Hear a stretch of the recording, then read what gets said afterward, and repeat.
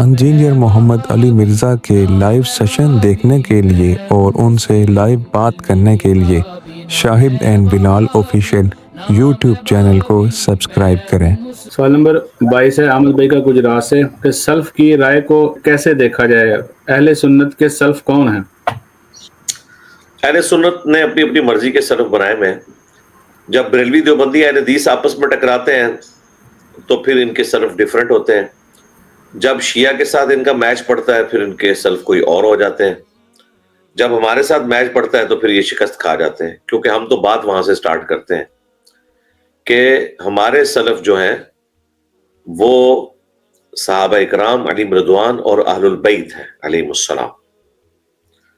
ان دونوں کی رائے کے بعد اگر کوئی شخص ہمیں احمد بن حنبل کا قول پیش کرتا ہے یا ابن تیمیہ کا قول پیش کرتا ہے یا آجری کا قول پیش کرتا ہے تو بھئی وہ آپ کو مبارک ہو۔ ہم تو صحابہ اور اہل بیت کے بعد کسی کے قول کو حجت نہیں سمجھتے ان کے مقابلے پر۔ اگر ان کے مقابلے پر نہ ہو، ان کی تائید میں ہو تو بالکل، وہ تو آج بھی کوئی مسلمان صحابہ اور اہل بیت کے موقف کے مطابق کوئی گفتگو کرے گا تو ہم اسے ایکسیپٹ کریں گے۔ تو اس لیے مسلمانوں کے سلف رسول اللہ صلی اللہ علیہ وآلہ وسلم کے اصحاب اور ان کے اہل البیت ہیں علیہم السلام، اور ان کے بعد وہ تابعین تبع تابعین جو ان کے پیٹرن کے اوپر ہیں۔ باقی جن اماموں کے اقوال پیش کر رہے ہوتے ہیں وہ ان کے لیے تو سلف ہوں گے، وہ اسلاف میں اس طریقے سے شمار نہیں کیے جاتے۔ دیکھیں امام مسلم نے صحیح مسلم کے مقدمے کے اندر احادیث پہ حکم لگانے کے اعتبار سے راویوں کے اوپر جو جرح کی جاتی ہے یا کسی راوی کی تعدیل کی جاتی ہے اس کے حوالے سے جب ڈسکشن کی ہے تو انہوں نے اپنے استاد امام بخاری سے بھی اختلاف کیا، اور اس میں انہوں نے یہ کہا کہ امام بخاری نے جو یہ شرط قائم کی سلف میں یہ نہیں ملتی۔ اگر امام بخاری کے ساتھ امام مسلم یہ اختلاف کر رہے ہیں کہ آپ جو یہ موقف اڈاپٹ کیے ہوئے ہیں یہ سلف سے ثابت نہیں ہے، تو اس کا مطلب یہ ہے کہ سلف وہ اپنے سے پہلے والے لوگوں کو کہہ رہے ہیں۔ سلف ویسے بھی عربی میں وہ جو پہلے گزر چکے، جو صحیح مسلم میں دعا ہے وَأَنْتُمْ سَلَفُونَ وَنَحْنُ بِالْأَثْرِ، ٹھیک ہے، تم تو گزر چکے ہو اور ہم پیچھے آنے والے ہیں، ہم تمہارے لیے اپنے لیے اللہ کے حضور عافیت کا سوال کرتے ہیں۔ تو اس اعتبار سے امام مسلم امام بخاری کے لیے وہ سلف ہوں گے جو ان سے پہلے گزر چکے۔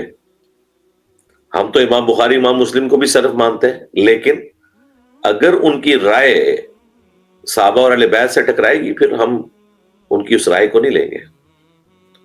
لہذا ہم صحابہ کرام اور اہل البیت علیہ السلام کی رائے کو فائنل اتھارٹی مانتے ہیں، ان کے خلاف کسی بھی امام کا قول ہم ایکسیپٹ نہیں کرتے۔ مثال کے طور پر اگر کوئی احمد بن حنبل سے لا کے یہ قول پیش کرتا ہے کہ حضرت علی کے جو مخالفین ہیں ان کے بارے میں ہم اس ٹاپک کو ڈسکس نہ کریں تو ہم نئی بات ان کی مانتے ہیں۔ اس کی وجہ یہ ہے کہ ان کا یہ ذاتی فتویٰ ہے، قرآن و سنت نہیں ہے۔ دوسری طرف نبی علیہ السلام کی حدیث ہے عمار کو باغی جماعت قتل کرے گی، عمار انہیں اللہ اور جنت کی طرف بلا رہے ہوں گے، وہ جماعت جہنم کی طرف بلا رہی ہوگی۔ اور سیدنا عمار بن یاسر کا قول ہے، سنن کبریٰ البیہقی میں ان سے پوچھا گیا کہ یہ جنگ صفین میں جو حضرت علی کے خلاف آئے حضرت معاویہ اور باقی ان کے لوگ رضی اللہ تعالیٰ عنہ، ظاہر ہم تو احترام سے ہی نام لیں گے، تو انہوں نے فرمایا کہ انہیں یہ نہ کہو کہ یہ کافر ہیں، یہ کہو یہ فاسق اور ظالم ہے، کیونکہ امام وقت کے خلاف بغاوت کی ہے نا۔ یعنی حضرت عمار بن یاسر جنگ صفین والوں کو فاسق اور ظالم کہتے تھے، یہ ہم نے ریسرچ پیپر میں اپنے ڈالی بھی ہے روایت۔ تو اب عمار بن یاسر کے مقابلے پہ میں احمد بن حنبل کی رائے تو نہیں مانوں گا، یا آجری کی تو نہیں مانوں گا، یا ابن تیمیہ کی تو نہیں مانوں گا، کیونکہ عمار بن یاسر جو ہے ان کے بارے میں بخاری میں حدیث ہے کہ عمار کی زبان پہ اللہ نے حق کو جاری کیا، شیطان سے محفوظ کر دیا، ٹھیک ہے۔ اس اعتبار سے یہ سلف والا بھی ڈھونگ رچایا ہوا انہوں نے. ان کو رزلٹ پہلے فکس کیے ہوتے ہیں, اس کے بعد یہ اپنے حق میں اماموں کے اقوال لے آتے ہیں.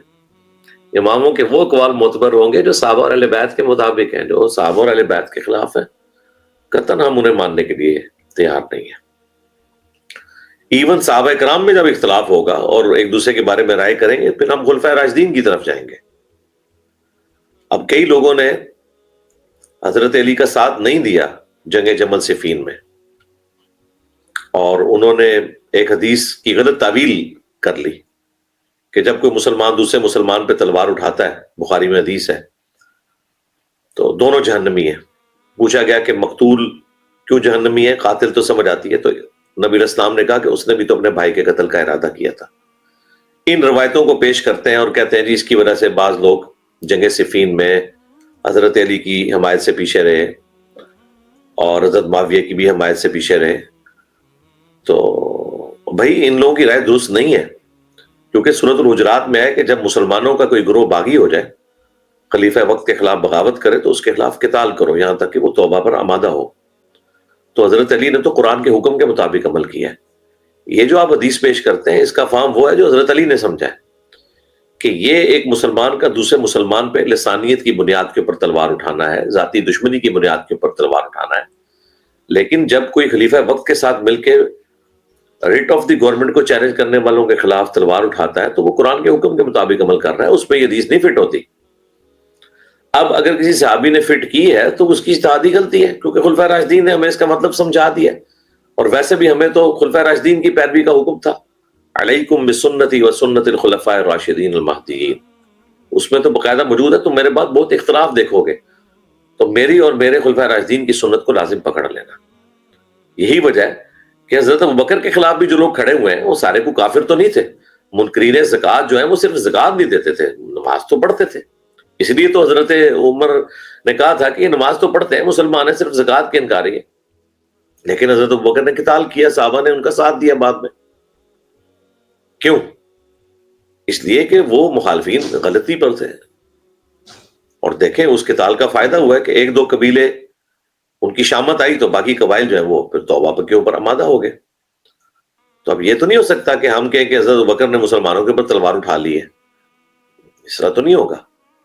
تو تھوڑا دین کا فہم پیدا کریں, اس کے بعد آپ کو چیزوں کی سمجھ آئے گی. بس میری ایک نصیحت یاد رکھیے گا, یہ سنی شیعہ کنفلکٹ اتنا بڑی دراڑ ہے کہ اس فتنے کی وجہ سے پرانے بزرگوں نے بھی کئی جگہ کے اوپر ڈنڈی مار دی ہے. بدنیتی کی وجہ سے نہیں, امت کے وسیع تر مفاد کے اندر انہوں نے حق کے حوالے سے روگردانی کر دی ہے. اس کی وجہ سے آپ کو اختلاف نظر آتا ہے. اس لیے ہم دیکھیں, ہم ہر چیز قرآن و سنت سے ثابت کرتے ہیں, نبی علیہ السلام کی احادیث کی روشنی میں ثابت کرتے ہیں. اور پھر ہم یہ پرواہ نہیں کرتے کہ کسی امام کے قول سے یہ چیز ٹکرا رہی ہے. نہیں, امام ہے, احترام اپنی جگہ ہے, لیکن ہم نے کلمہ اس کا پڑھا جس کی قبر مدینے میں ہے صلی اللہ علیہ وآلہ وسلم. ہمیں ان کی پیروی کا حکم ہے جن کی قبر مدینے میں ہے صلی اللہ علیہ وآلہ وسلم. تو کوئی کتنا بھی بڑا ہو جائے وہ ٹھیک ہے, آپ کے لیے بڑا ہوگا, ہمیں تو فرق نہیں پڑتا.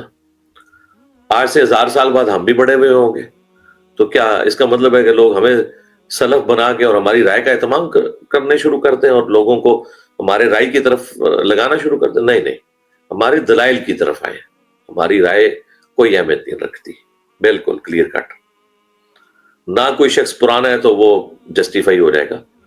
تو یزید تو پھر ان سارے اماموں سے پرانا ہے, اور ایک صحابی کا بیٹا بھی ہے, کلمہ گو ہے, لیکن نہیں ہم اسے مانتے. اگر یزید کو نہیں مان رہے جو ایک صحابی کا بیٹا ہے, تو باقی تو ان کے امام تو شاہی کوئی نہیں. ٹھیک ہے نا.